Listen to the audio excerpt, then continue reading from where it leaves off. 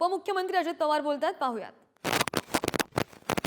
आणि त्याच्यामुळं अमृत महोत्सवाच्या निमित्तानं काही चांगल्या गोष्टी करायच्या असं तिथल्या सहकाऱ्यांच्या मनामध्ये ते समजून घेण्याच्या करता मी त्यांना आज तास दीड तास वेळ दिलेला होता. आणि तिथं काही हॉस्टेल मुलांचं मुलींचं ऑलिम्पिक साईजचा पूल स्विमिंग पूल असे काही काही त्यांचे प्रश्न हे त्यांनी त्या ठिकाणी मांडले. मी त्यांना सांगितलं की राज्याचे मुख्यमंत्री देवेंद्रजी, एकनाथराव, मी, चंद्रकांत दादा ते त्या खात्याचे मंत्री आहेत, त्याच्यावर आम्ही सगळे मिळून मी तुम्हाला ह्याच्यातनं मार्ग काढून देतो अशा प्रकारचा सुतोवाच मी त्यांना केला. माझ्या काही मनातल्या कल्पना ज्या होत्या गोष्टी होत्या त्या मी त्यांना सांगितलं. त्यांच्या अडचणी त्यांनी मला सांगितल्या आणि त्याच्यातून मार्ग काढून पुढे जाण्याचं आम्ही सगळ्यांनी ठरवलेलं आहे. त्याच्यानंतर वसंतदादा शुगर इन्स्टिट्यूटची मी त्या कमिटीचा एक अध्यक्ष आहे, गुंतवणूक समितीचा. त्यात मी, विशाल पाटील आणि आमचे डॉक्टर इंद्रजित भोसले, इंद्रजित मोहिते हे तिथं सदस्य आहेत. ती एक मीटिंग आमची महत्वाची होती आणि ती मीटिंग झाल्यानंतर आपल्या सगळ्या पत्रकार मित्रांना माहिती आहे की आपल्या पुण्यामधला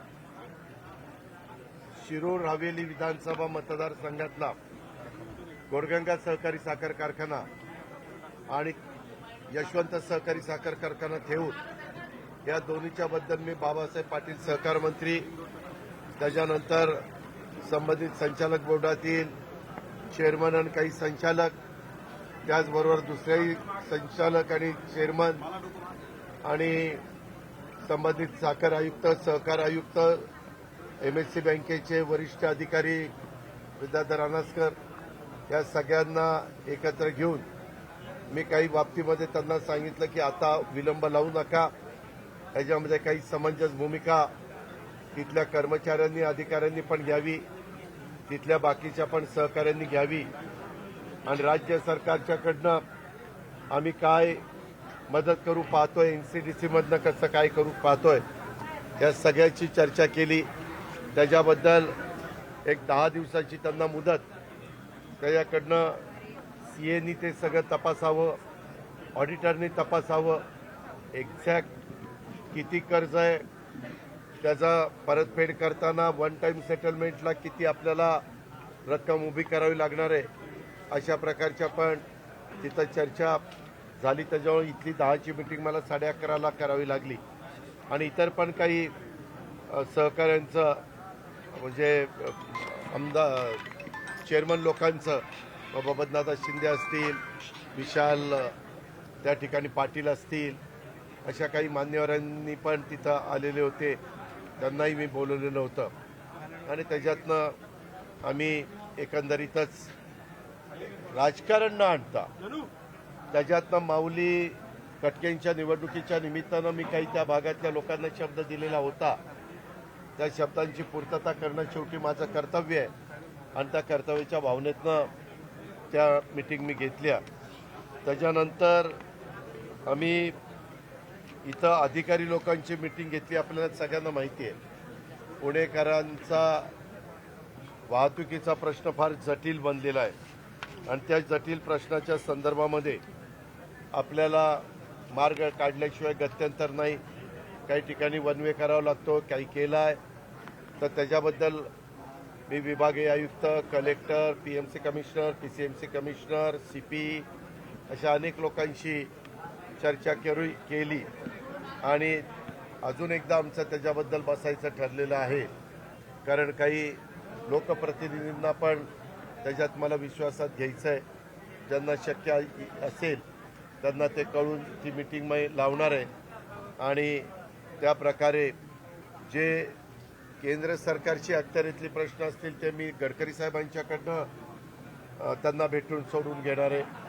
राज्य सरकारचे असतील ते आम्ही लोक राज्याचं प्रतिनिधित्व करत असल्यामुळं आम्ही लोक एकत्र बसून ते प्रश्न त्या ठिकाणी सोडवणार आहोत. त्याचबरोबर पीसीएमसी कमिशनरनी पण माझा वेळ घेतलेला होता आणि पिंपरी चिंचवड महानगरपालिकेच्या भागात मालमत्ता कर कार्यप्रणालीमध्ये काही त्यांनी चांगल्या सुधारणा केलेल्या आहेत, त्याचं सादरीकरण मी करायला सांगितलेलं होतं. आणि सिद्धी प्रकल्प, मालमत्ता कर सर्वेक्षण, मालमत्ता कर वाढ आणि वसुली करण्याच्या करता उपाययोजना.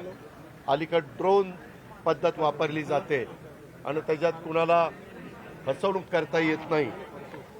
तुम्हाला उदाहरण द्यायचं म्हटलं तर पत्रकार मित्रांनो, 21-22 मध्ये तिथला मालमत्ता कर 628 कोटी रुपये होता, तो 23-24 मध्ये 977 कोटी रुपयापर्यंत पोहोचला. आणि बचत गटातील बिलांच्या वाटपाकरता देखील आपल्याला त्याच्यात मदत घ्यायची आहे. मालमत्ता कर सर्वेक्षण ड्रोनद्वारे करण्यात आलंय, त्यामध्ये 3,23,000 मालमत्ता नोंद नसलेल्या आणि कमी मोजमाप असलेल्या प्रॉपर्टी सापडलेल्या आहेत. त्यामुळं आता पुढच्या वेळेस 1,350 कोटी रुपये एवढी मागणी वाढणं अपेक्षित आहे.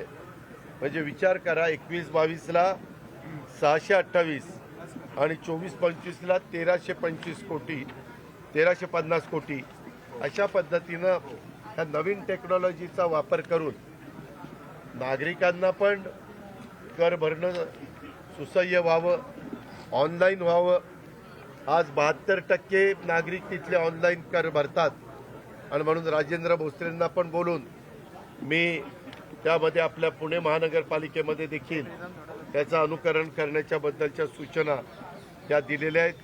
एकात्मिक घनकचरा प्रक्रिया प्रकल्प, त्यातून वीज निर्मिती आणि विविध उपयुक्त वस्तूंची निर्मिती, हेही प्रकल्प तिथं हातामध्ये घेतलेले आहेत. ते चांगले चाललेले आहेत.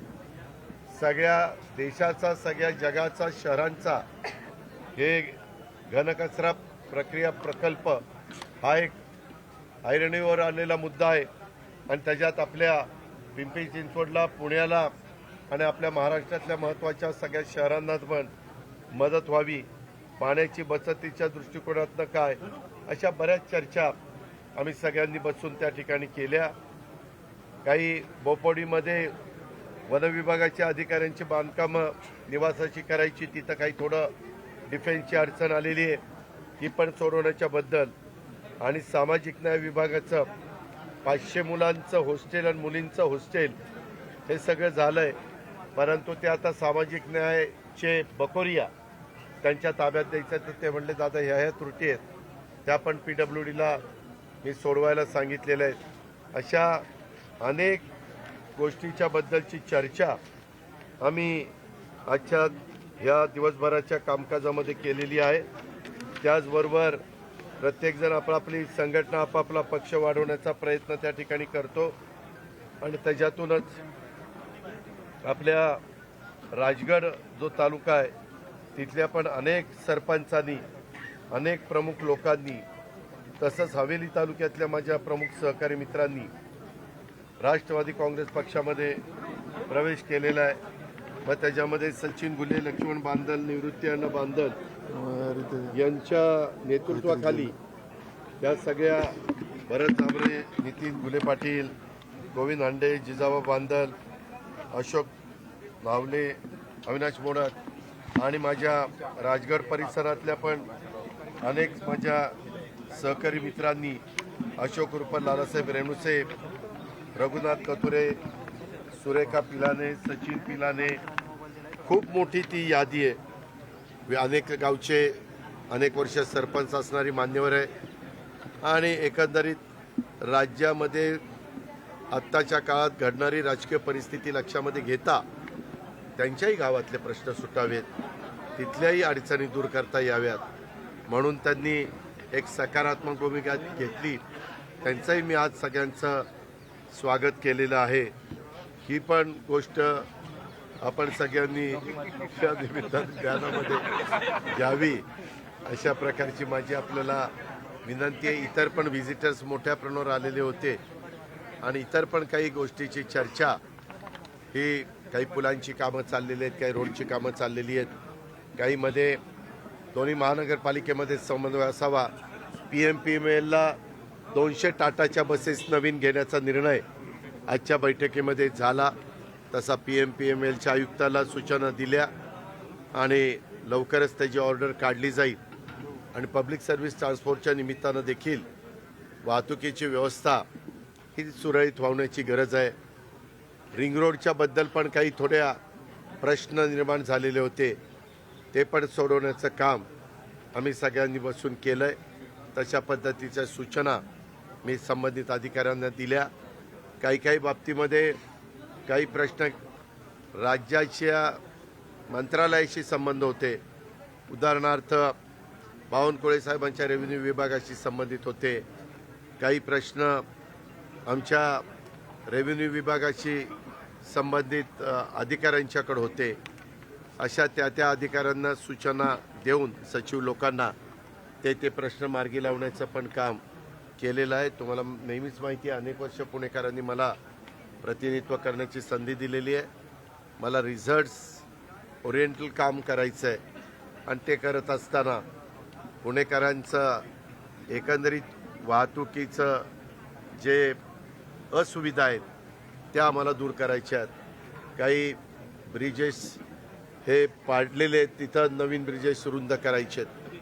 ह्या सगळ्या गोष्टीची मेट्रोची कामं, अशा खूप गोष्टीची चर्चा आम्ही त्या ठिकाणी केली. आयुक्तांनी भेट घेतली तुमची पुणे शहरामध्ये, ज्या पद्धतीने गुन्हेगारी वाढते, दररोज मर्डर होत मी कंपनीच्या संदर्भात ऐका गँगचे परत एकदा 2-3 पिस्टल सहजपणे मिळतात पुण्यामध्ये. आता यासाठी विचारलं का लायसन्स पाहिजे, आधार पाहिजे. त्या संदर्भामध्ये तुम्ही मला सांगितलेलं होतं की आमच्याकडं लवकर बोला, कारण नंतर मुख्यमंत्री राज्याचे पुण्यात एका कार्यक्रमाच्या करता येणार आहे. मी सीपींना तिकडं थांबवलेलं आहे. मी माझ्या या सगळ्या बैठका मिटिंग करून खाली आलो तुमच्याशी बोलायला. आता पुन्हा जाऊन त्या ठिकाणी मी त्यांच्याशी बोलणार आहे. आता काही नवीन अधिकारी ज्यांच्या मुदती संपल्या त्या पुण्याच्या एकंदरीत विकास होण्याच्या दृष्टिकोनातून आपण आणलेले आहेत. कलेक्टर असतील, मुख्य कार्यकारी अधिकारी असतील, इतर अधिकारी असतील, अजूनही काही अधिकारी आणायचे आहेत. त्यामध्ये आपण म्हणताय ती बाब स्वतः राज्याचे गृहमंत्री आणि मुख्यमंत्री देवेंद्रजींनी पण गांभीर्याने घेतलेली आहे. मी पण या भागाचं प्रतिनिधित्व करतोय, त्याच्यामुळं मी पण ही गोष्ट गांभीर्याने घेतलेली आहे. पत्रकार मित्रांनो, तुम्हाला माहिती आहे, राजकीय हस्तक्षेप हा नसला तर पोलिसांना काम करणं अजिबात अवघड जात नाही. इथं कुणाचाही राजकीय हस्तक्षेप आम्ही लोक होऊन देत नाही. त्याच्यामुळे एवढी मुभा असेल आणि त्यांना इन्फ्रास्ट्रक्चर उपलब्ध करून देण्याच्या करता व्हेकल्स असतील किंवा इतर अनेक गोष्टी, त्यांचा घरबांधणीचा कार्यक्रम असेल, त्यांच्या ऑफिसेस असतील, इथलं सीपी कार्यालय असेल, तिकडचं पिंपरी चिंचवडचं सीपी कार्यालय असेल, इव्हन आता SP चं पण कार्यालय आपल्या ग्रामीणचं, ती पण तिन्ही कामं आपण हातामध्ये घेतोय. म्हणजे एवढ्या सगळ्या जर गोष्टी तुम्हाला राज्य सरकार करून देत असेल तर मग ह्या जे काही कायदा सुव्यवस्थेचे प्रश्न निर्माण होतात, मग तिथं कुठंतरी पोलीस वरिष्ठ अधिकारी कमी पडतात असं माझं मत आहे. त्यामध्ये त्यांना जर जमत नसेल तर त्यांनी स्पष्ट सांगावं की हे आमच्या आवाक्याच्या बाहेर आहे. इतर दुसरे अधिकारी चांगले आणून ह्या सगळ्याला चाप बसवण्याचं काम, गुन्हेगारीला आळा घालण्याचं काम, किंवा आपण जी काही उदाहरणं आपल्या IT मध्ये देखील काम करणाऱ्या मुली असतील किंवा इतर माझा भगिनी वर्ग असेल, या सगळ्याच्या संदर्भात, किंवा कोयता गँग, टोळे गँग, या सगळ्याच्या संदर्भात, कारण सध्या त्याबद्दलची खूप मोठ्या प्रमाणावर चर्चा महाराष्ट्रामध्ये होतीये, हे आपण सगळेजण पाहताय. त्याच्यामुळे मी आज इथल्या वरिष्ठ अधिकाऱ्यांशी आता बोलणार आहे आणि मग पुन्हा माझे 2-3 दिवस महाराष्ट्रात इतर ठिकाणी दौरे आहेत आणि रविवारी पुन्हा माझ्या एका शिक्षण संस्थेचं नियामक मंडळ, वार्षिक सभा, आणखीन काही महत्त्वाच्या संस्थांची कामं ती करून मुंबईला गेल्यावर मी सोमवारी पुन्हा या गोष्टीचा, कारण जनतेने जो कौल द्यायचा आहे तो दिलेला आहे. जनतेने त्यांचं काम आमच्या युतीचं सरकार आणण्याच्या करता चोख केलेलं आहे. मॅक्झिमम पुणे जिल्ह्यामध्ये आणि दोन्ही शहरामध्ये हे एखादा अपवाद वगळता 100% जागा युतीच्या निवडून आलेल्या आहेत, वडगाव शेरी अपवाद वगळता. मग असं असताना आता जबाबदारी आम्हा लोकांची आहे. आता जनतेने कुठं जागा ठेवलेली नाही आहे, त्यांनी आमच्यावर विश्वास टाकलेला आहे. त्या विश्वासाला कुठल्याही प्रकारचा तडा जाऊ नये याबद्दलची खबरदारी ही आम्हाला घ्यावीच लागणार आणि ती आम्ही घेणार. त्यामध्ये आम्ही कुठं कमी पडणार नाही. आणि त्याच्या संदर्भामध्ये मी सोमवारी गेल्यानंतर आज माझी देवेंद्रजींची भेट होणार नाही, कारण त्या कार्यक्रमाच्या मध्ये मी नाही आहे. आणि त्याच्यामुळं मी त्यांच्याकडनंही समजून घेणार की ही आमची अपेक्षा आहे, कशामुळं हे घडतंय, ह्याच्यात काय तुम्हाला अडचण आहे, त्या पद्धतीनं त्यांनाही विचारणार आहे आणि पुढची पावलं उचलणार.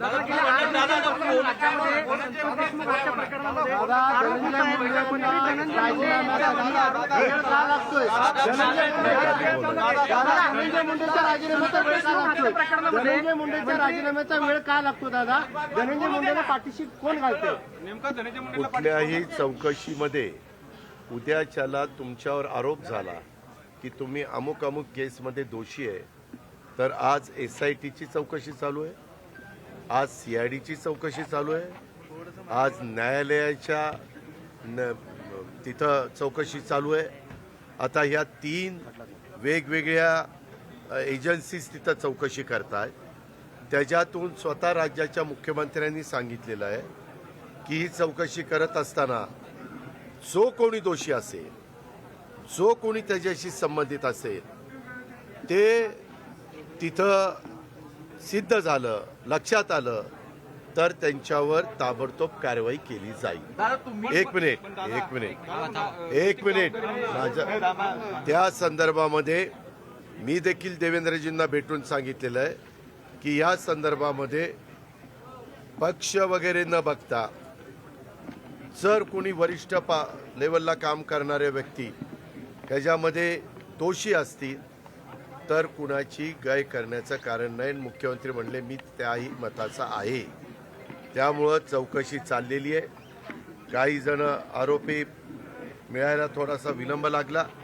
प्रत्येकाची चौकशी करून फोनचे कुणाकुणाला फोन झाले, किती काळ करता झाले, काय फोनवर संभाषण झालं, ते आता सगळं समजतं. त्या सगळ्याचा अतिशय बारकाईनं, कारण अशा प्रकारच्या घटना या महाराष्ट्रामध्ये आम्ही लोक अजिबात खपवून त्या ठिकाणी घेणार नाही. ही निगूढपणे झालेली हत्या आहे.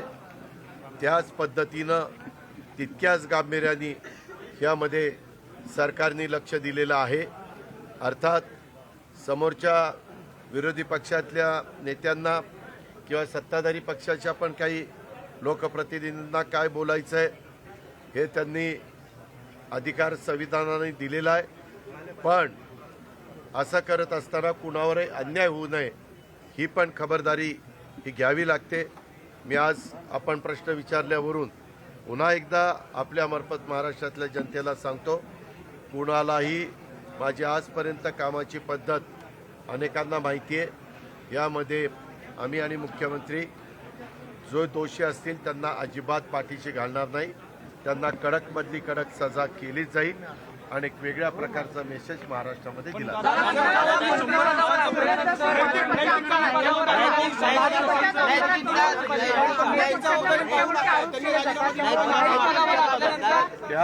त्याबद्दल मी त्यांना सांगितलेलं आहे की तुमच्याकडं नुसते आरोप करण्यापेक्षा तुमच्याकडे असणारे पुरावे त्या SITला द्या, CIDला द्या, ज्यांच्या न्यायव्यवस्थेखाली ती इन्क्वायरी होती त्यांना द्या.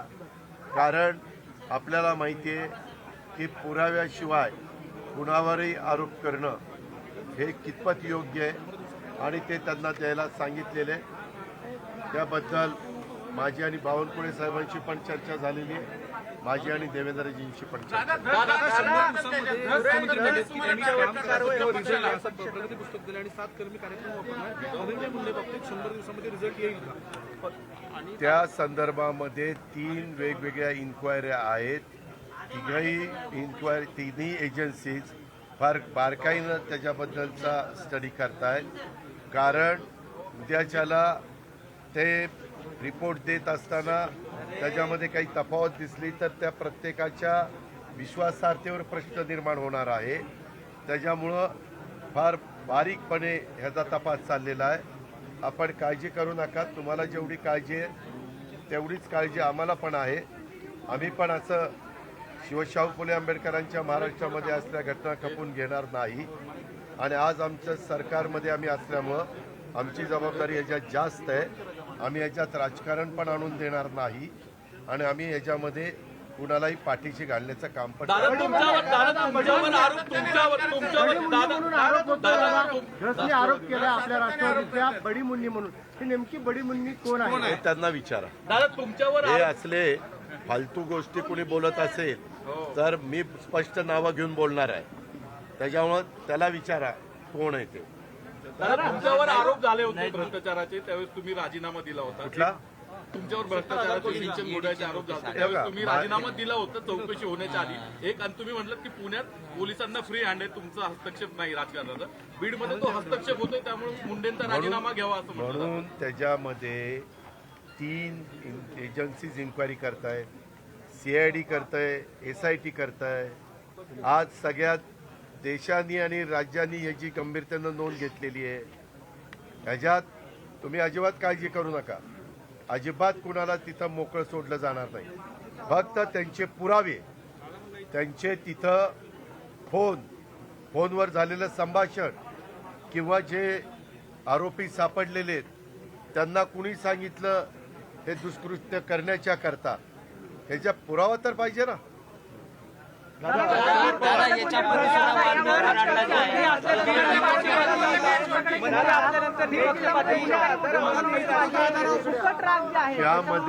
यामध्ये पालकमंत्री कुठं कुणाला करायचा हा सर्वस्वी अधिकार राज्याच्या मुख्यमंत्र्यांचा असतो. जसं मंत्रिमंडळ करण्याचा, खातेवाटप करण्याचा त्यांचा अधिकार आहे, तो अधिकार ते वापरतील.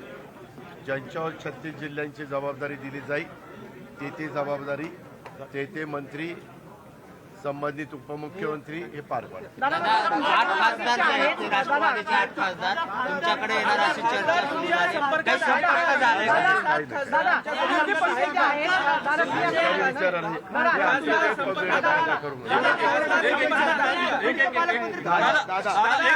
शरद पवार गटाचे प्रदेशाध्यक्ष बदला अशी मागणी होती. शरद पवारांना आज भावनिक साथ घातली गेली. मराठा व्यतिरिक्त कुणाला तरी द्यावं, म्हणजे जयंत पाटील हे योग्य नाहीत. माझा त्याच्याशी संबंध नाही. माझा पक्ष वेगळा आहे, त्यांचा पक्ष वेगळा आहे. त्यांचं चिन्ह वेगळं आहे, माझं चिन्ह वेगळं आहे. त्यांनी त्यांच्या पक्षाच्या अंतर्गत काय निर्णय घ्यावा हा सर्वस्वी अधिकार त्यांचा आहे. आम्हाला कुणाला त्याच्यात लुडबुड करण्याचा काडीचा अधिकार नाही.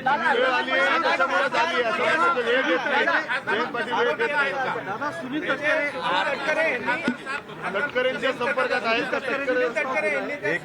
एक मिनिट तुम्ही दादांत खोटं बोलताय. यामध्ये स्वतः तिथल्या 3 ते 4 खासदारांचं, मी, निलेश लंके, मला वाटतं अमर काळे आणि अजून एक कोणतरी, त्यांनी स्वतः बाईट दिलेलं आहे मीडियाला की आमच्याशी सुनील तटकरे किंवा कुणी संपर्क साधलेला नाही. ते तुम्ही ना ज्यांची विश्वासार्हता आहे ना अशांची नावं घेत चला. आणि त्यामुळं पुराव्यासहित जर तुम्ही म्हणताय की अजित पवारनी केलंय आणि तिथं ती लोक सांगतायत की तसं काही झालेलं नाही, तर मोकळ्यात कशा करता आरोप करायचा? त्या जे स्वतः खासदार सांगतायत ना, आज 20-22 लाख लोकांचं ते प्रतिनिधित्व करतात. दादा, विरोधी पक्षाला तुमच्याकडून अपेक्षा आहेत, विशेषतः बीड जिल्ह्याचा उल्लेख जो आहे बिहारचा केला जातो, बीडचा हमला झालाय. दादा, बीड जिल्ह्यातली गुन्हेगारी कशी रोखली जाईल असं मी माझ्या अमित शाह साहेबांच्याकडं काही महत्त्वाच्या प्रश्नांच्या करता त्यांच्याकडे सहकार विभाग आहे, त्यांच्याकडे पोलीस खातं देखील आहे. आणि त्यामुळं काही गोष्टी, उदाहरणार्थ साखरेची MSP वाढवणं, ज्यूस टू इथेनॉलमध्ये इथेनॉलचा दर वाढवणं, BAVT इथेनॉलमध्ये त्याचा दर वाढवणं, एक्सपोर्ट साखर करण्याच्या करता परवानगी, काही लाख मेट्रिक टन साखर एक्सपोर्ट करायला परवानगी देणं अशा काही महत्त्वाच्या गोष्टी राज्यातल्या जनतेच्या दृष्टीने, ऊस उत्पादकांच्या दृष्टीनं, शेतकऱ्यांच्या दृष्टीनं, काही पिकांच्या बाबतीमध्ये होत्या, म्हणून मी भेटायला गेलेलो होतो आणि त्या संदर्भामध्ये मी त्यांच्याशी चर्चा केली. पुण्याकडे येऊया. पुण्यामध्ये रोज एका गँग तोडफोड त्याच्या संदर्भात तेच जाऊन सांगतो ना, त्यांना काही मुदत देतो ना की ह्या इतक्या दिवसामध्ये हे बंद नाही झालं तर आम्हाला कठोर निर्णय घेऊन नवीन व्यक्तीला इथं आणावं लागेल असं सांगतो ना. आणि आम्हाला काही कुणाचा मुलायचा ठेवायचा दादा वाल्मिक कराडला 2022 ला ईडीची नोटीस आली. दादा आरोप केले जातात विनाकारण, तुम्ही असं म्हणताय. मुख्यमंत्र्यांनी सुरेश दसांना आवरावं असं तुम्ही सांगणार आहात. त्याबद्दल मला जे काही मुख्यमंत्री महोदयांना आणि बावनकुळे साहेबांना रिंग रोडच्या संदर्भामध्ये थोडासा एरिया राहिलेला आहे, त्याच्यामध्ये काहीतरी काही इमारत तिथं जाते. आता ते शिष्टमंडळ मला भेटलं, तो प्रश्न कसा निकाली काढायचा ते आम्ही ठरवतोय आणि त्याच्यातून मार्ग काम सुरू आहे. टेंडर मला वाटतं 8 का 10 त्याचे हे केलेले आहेत, भाग केलेले आहेत रिंग रोडचे 170 किलोमीटर रोड जवळपास आहे आणि त्या पद्धतीनं ती कामं सुरू आहेत. आवाहन केलं जातं की शरद पवारांनी अजित पवारांनी एकत्र यावं. काही दिवसांपूर्वी सुनंदा पवार म्हटल्या होत्या की एकत्र यावं.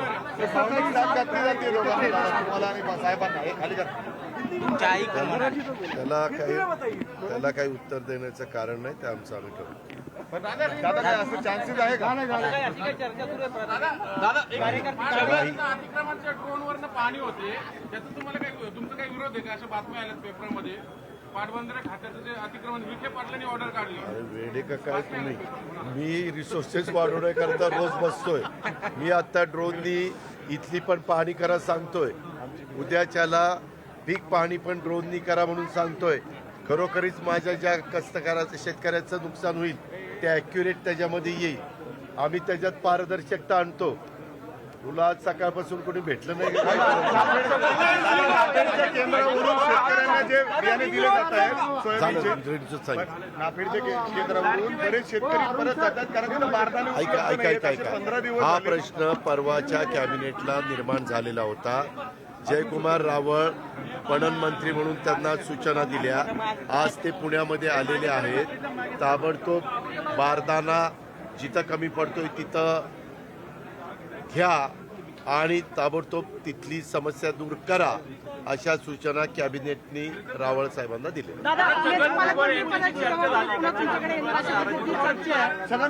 नाराजगी दूर केली आहे का? त्यांच्याशी काही चर्चा केली आहे का? आमचा तो पक्षांतर्गतला प्रश्न आहे. आम्ही त्याच्यातनं मार्ग काढायचा मनापासूनचा प्रयत्न करतो. लाडके बहिणीची कुठल्या शिक्षकांची? प्राथमिक शिक्षक, माध्यमिक शिक्षक. कोण रे? ओपी गुप्ताला फोन लाव, विचारतो ना. कधी कधी काय होतं, यांनी जसा प्रश्न विचारला काही त्याच्यात तथ्य नाही, अवघीच काहीतरी उठवायचं. उलट त्या सगळ्या काम करणाऱ्या वर्गाचे पगार हे वेळेमध्ये झाले पाहिजे, त्याच्यात विलंब असायचं काही कारण नाही. तरी देखील मी आता विचारतो आणि झाले नसले तर का झाले नाही आणि कसे ताबडतोब होतील, आणि झाले असले तर प्रश्नच नाही. हॅलो, हा आपल्या इथं शिक्षकांचे पगार झाले नाहीत या महिन्यातले?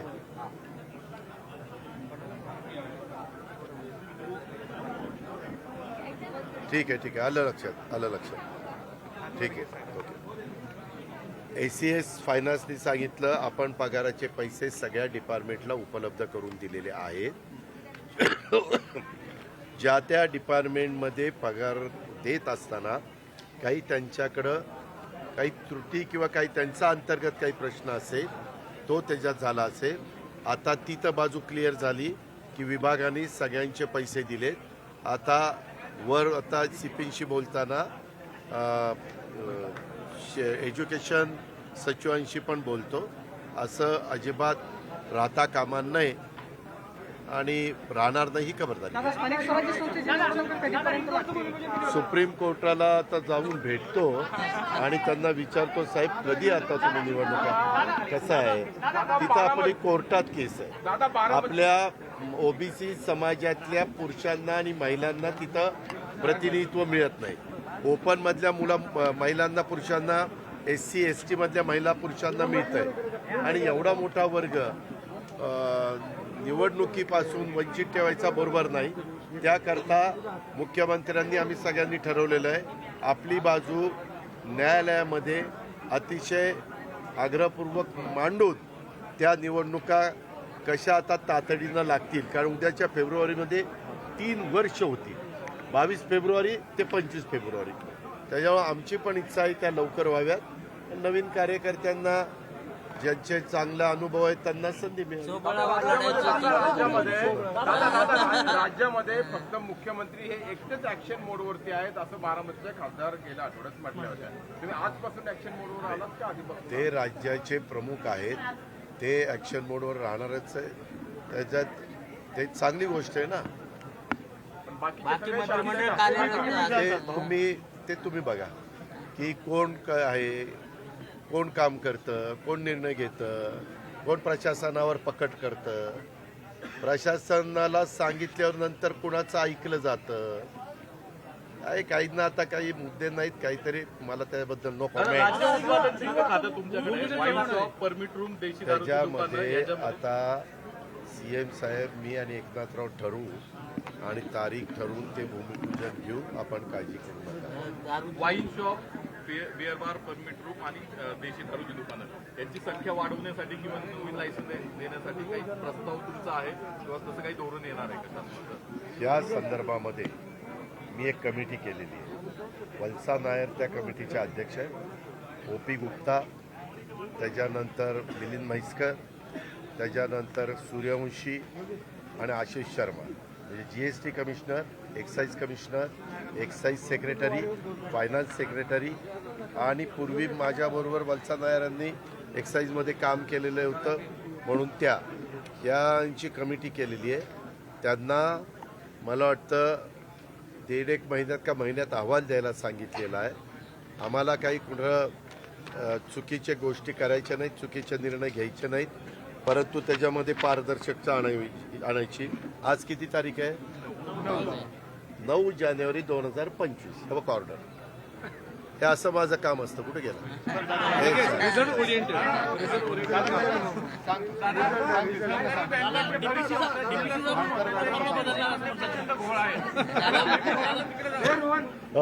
सहकारी बँक नगरच्या सहकारी बँकेची परीक्षा इकडे पुण्यात होते, मागे चंद्रपूरच्या सहकारी बँकेची परीक्षा इकडे पुण्यात झाली. हा काय प्रकार चाललाय? गोंधळ झाला. त्या जिल्ह्यात परीक्षा झाल्या पाहिजे. बरं, आपली योग्य सूचना आहे. त्याची तंतोतंत अंमलबजावणी करण्याचं काम ज्या अधिकाऱ्याकडे आहे त्याला सांगितलं जाईल. दादा, सावित्रीबाई फुलेंच्या संदर्भात एक प्रश्न आहे. सावित्रीबाई फुले यांच्याबरोबर फातिमा बी शेख या देखील शिक्षिका होत्या. त्यांनी देखील त्यावेळेस मुलींना शिकवण्याचं काम केलं होतं. असं इतिहासही मात्र काही अभ्यासकांनी, इतिहास संशोधकांनी दावा केला की ते तसं पात्रच नाही इतिहासात, ते खोटं किंवा डुप्लिकेट पात्र उभं केलं होतं.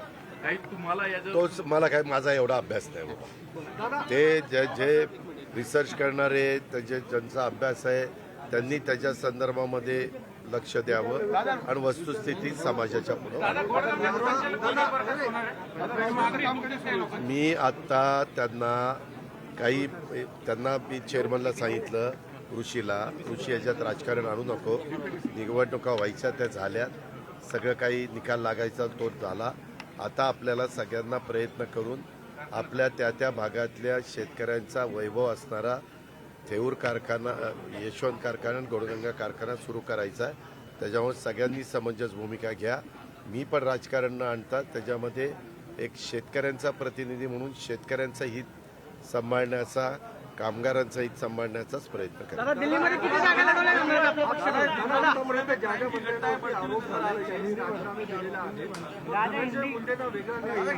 नाही, असं नाही रे बाबा. आरोप झालेले खूप जणांच्यावर आरोप झाले, असं नाही.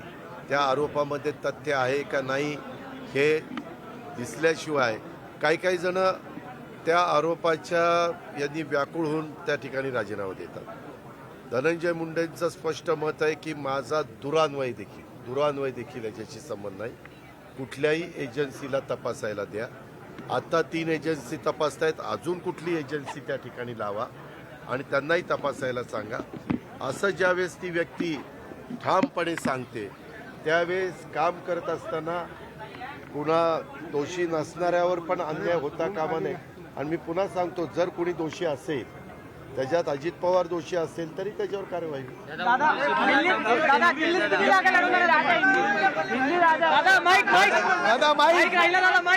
जवळ अर्धा तासाहून अधिक वेळ माध्यमांना उपमुख्यमंत्री अजित पवार यांनी दिलेली ही प्रतिक्रिया. बऱ्याच मुद्द्यांवर त्यांनी भाष्य केलं. बीड प्रकरणात जे कोणी दोषी असतील त्यांना शिक्षा होणार, कारवाई करणार असं सुद्धा त्यांनी वक्तव्य केलेलं आहे. आणि सुरेश धस यांनाच विचारा कोण मुन्नी असं सुद्धा भाष्य त्यांनी केल्याचं पाहायला मिळालं. पुण्यामधून अजित पवार बोलत होते. उपमुख्यमंत्री अजित पवार हे पुण्याच्या विविध प्रलंबित विकास कामांचा आढावा घेण्यासाठी पुण्यामध्ये आहेत आणि बऱ्याच चर्चा सुद्धा त्यांनी अनेकांशी केल्या. साखर कारखान्यासंदर्भात सुद्धा त्यांनी भाष्य केलं. बीडवर सुद्धा त्यांनी भाष्य केल्याचं पाहायला मिळालं. पालकमंत्री संदर्भातला निर्णय मुख्यमंत्री घेतील असं वक्तव्य त्यांनी केलंय. काही कारणामुळे शिक्षकांचे पगार रखडले असते त्यावर सुद्धा कार्यवाही करू असं सुद्धा त्यांनी म्हटलंय.